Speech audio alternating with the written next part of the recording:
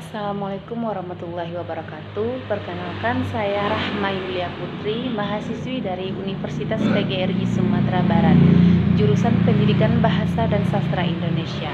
Di sini saya akan menceritakan sebuah dongeng yang berjudul Kancil dan Siput. Di suatu hari yang cerah, hiduplah seekor binatang yang sangat licik dan cerdik di dalam hutan, yaitu adalah si kancil. Pada hari itu, si kancil sedang bersantai di bawah pohon yang sangat besar dengan hembusan angin sepoi-sepoi yang membuat dia mengantuk. Untuk mengusir rasa kantuknya, kancil pun berjalan-jalan menelusuri hutan. Dan ia pun berjalan sambil membusungkan dada dan berkata, "Wahai penghuni hutan, siapa yang tidak kenal aku, si kancil yang cerdik, yang pintar, dan banyak akal." Dan setelah ia berjalan cukup jauh, ia pun berhenti di tepi sungai, lalu meminum air untuk menghilangkan hausnya. Di dalam hutan, kancil pun bertemu dengan siput. Ia pun berkata, siput memiliki tubuh yang sangat kecil dan sangat lelet. Tanpa kancil sadari, ia pun diperhatikan oleh seekor siput yang sedang bersembunyi di bawah batu yang sangat besar di tepi sungai. Karena mendengar ucapan si kancil, siput pun menjawab, "Hai kancil, ada apa denganmu? Kenapa kau bergembira sekali? Apakah ada yang membuatmu bergembira ya?" Kancil pun mendengar suara siput dan ia pun mencari asal suara tersebut. Lalu ia pun menjawab, "Oh, kau siput, ada apa denganmu? Apakah kau sedang memperhatikanku ya dari tadi? Atau kau sedang meratapi badanmu yang kecil itu?" Hahaha. Siput pun terkejut dengan ucapan si kancil yang merendahkan dirinya, dan ia pun sangat marah terhadap si kancil. "Hai kancil, aku tahu kau memang sangat cerdik dan berlari sangat cepat, sedangkan diriku berjalan dengan sangat lambat dan badanku yang sangat kecil. Tapi kali ini aku sangat marah padamu dan aku akan menantangmu untuk mengadakan lomba adu lari."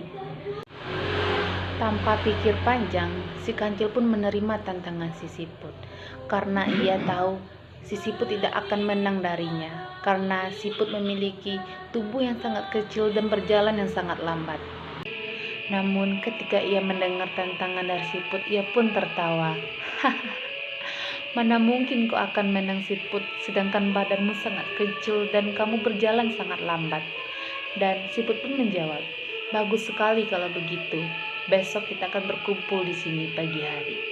Setelah menerima tantangan dari siput, kancil pun pergi.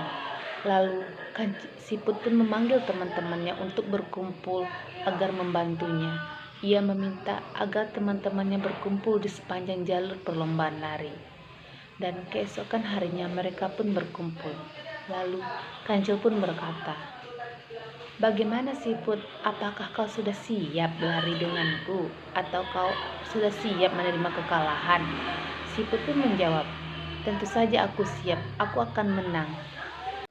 Perlombaan lari pun dimulai. Kancil pun berjalan dengan sangat santai, karena ia tahu ia akan menang, karena si siput tidak akan mungkin menang darinya, karena jalannya yang sangat lambat dan lelet. Lalu kancil pun memanggil si siput dengan lantang, "Siput, di manakah dirimu?" Lalu siput pun menjawab, "Aku di depanmu." Dan si kancil merasa terkejut.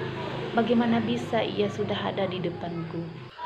Karena mendengar kancil sudah di depannya, kancil pun mempercepat langkah kakinya dan lalu memanggil siput lagi, "Siput, di manakah dirimu?"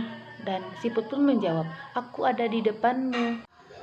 Kancil pun berlari dengan sekuat tenaga. Lalu ia pun berkata kepada siput, "Di manakah dirimu siput?"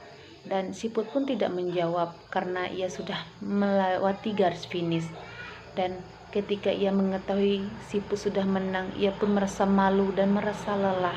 Dan siput pun berkata riang kepada si kancil, "Hai kancil, kenapa kau lama sekali? Apakah kau sudah lelah ya?" Dengan perasaan sedih, dan ia pun mengakui kekalahannya.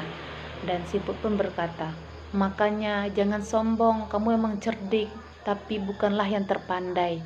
Dengan perasaan menyesal, kancil pun menjawab, Maafkan aku, Siput. Aku berjanji tidak akan sombong lagi.